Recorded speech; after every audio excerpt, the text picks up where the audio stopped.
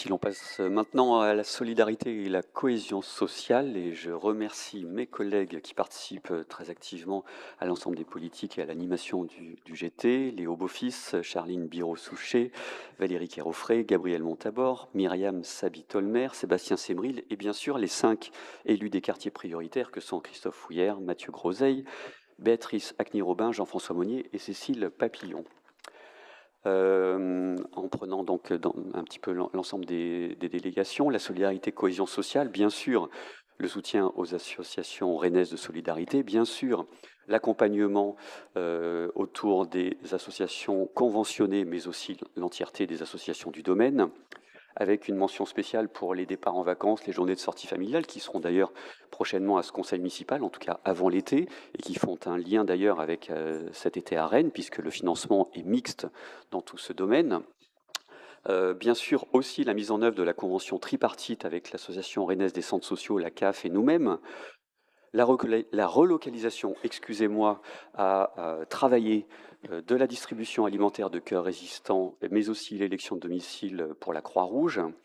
la mise en œuvre du 3e contrat territorial d'accueil et d'intégration, désormais CTAI, auparavant CTAIR, le soutien bien sûr au CCAS, qui représente une partie conséquente de la subvention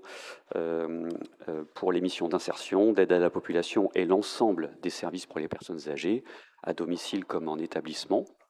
Sur le contrat de ville, sur lequel nous reviendrons plus tard dans la soirée, et qui représente évidemment un financement très particulier, la poursuite du travail partenarial, j'y reviendrai avec les quartiers et dans les quartiers, pardon, et la suite des travaux du Conseil citoyen de Rennes Métropole. Sur la partie égalité, la mise en œuvre des plans égalité femmes-hommes et de lutte contre les discriminations, mais aussi bien sûr à l'entièreté des soutiens aux projets associatifs qui concernent cette délégation. Et sur la carte sortir, rappeler que nous avons actuellement, en tout cas sur les chiffres consolidés précédents, 36 460 Rennaises et Rennais inscrits et utilisant la carte sortir, en précisant que l'inscription au budget de cette année concerne le périmètre actuel de la carte pour répondre à son utilisation croissante depuis plusieurs années, notamment à l'aune de toute la politique d'aller vers, mais aussi d'automatisation des droits, puisque ouvrir les droits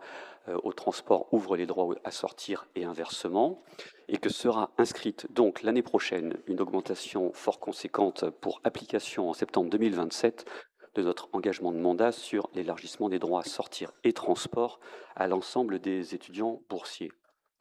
Sur le volet insertion, innovation sociale et inclusion,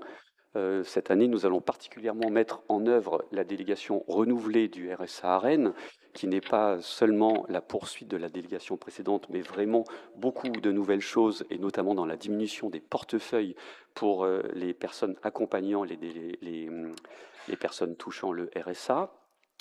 La poursuite de l'expérimentation territoire zéro chômeur de longue durée sur notre quartier du Blône. Une mention spéciale peut-être à Territoire zéro non-recours, dont nous allons regarder les résultats de l'expérimentation nationale que nous terminons, mais aussi surtout parce que nous en faisons un engagement de mandat très important sur l'élargissement à l'entièreté de la ville de toute une politique très active de non-recours. La réaffirmation partenariale des espaces sociaux communs et de leur visibilité, un enjeu, à mon sens, très important pour justement participer à l'aller vers. Le déploiement du nouveau dispositif d'inclusion numérique dans les espaces sociaux communs, en lien bien sûr avec la stratégie métropolitaine qui a été et sera représentée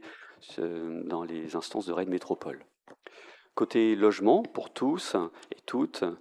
2 volets. Le premier en lien avec le programme local de l'habitat, avec la mise en œuvre de la nouvelle cotation et toute la communication qui va avec cette nouvelle cotation auprès des demandeuses et demandeurs de logement social, mais aussi la contribution à la réflexion sur la location choisie. Et en lien avec le programme hospitalité, et vous nous pardonnerez les inversions dans la phrase, c'est la mise à l'abri des familles avec enfants mineurs, sans droit à ressources ni solution d'hébergement, en subsidiarité bien sûr de l'État dont c'est la compétence exclusive, un dispositif cofinancé par la métropole et la ville de Rennes, qui représente plusieurs millions d'investissements par an. Sur la partie santé, bien sûr, la mise en œuvre des actions de prévention et de promotion de la santé, notamment à l'aune du contrat local de santé re-signé l'année passée, Le déploiement de la stratégie municipale de l'offre et de l'accès aux soins, et très notamment avec les projets de création de pôles santé à Villejean, Bourgard et Maurepas. La poursuite du dispositif panier bio pour les femmes enceintes, la poursuite des actions prévues par la charte pour les animaux et nous, avec le comité consultatif bien sûr sur les animaux en ville. Et la promotion, enfin, d'un environnement urbain favorable à la santé. Il s'agit de toute la politique autour de la qualité de l'air, de l'eau, des sols, notamment. Sur le volet handicap, la poursuite de la mise en accessibilité des lieux d'accueil des publics, notamment, on pourrait citer particulièrement l'équipement du Triangle, l'animation de la commission communale d'accessibilité et du réseau d'acteurs associatifs en regard, le soutien au projet en faveur de l'accessibilité et de l'inclusion. Enfin, sur le volet personnes âgées, l'audit du plan Ville Amie des aînés, la poursuite et le renforcement de l'action de la ville en faveur de la lutte contre l'isolement des seniors, et nous en avons fait aussi un engagement majeur de ce mandat. Et enfin, la participation active à la fluidification du parcours des personnes âgées, domicile EHPAD, EHPAD hôpital et EHPAD retour à domicile aussi.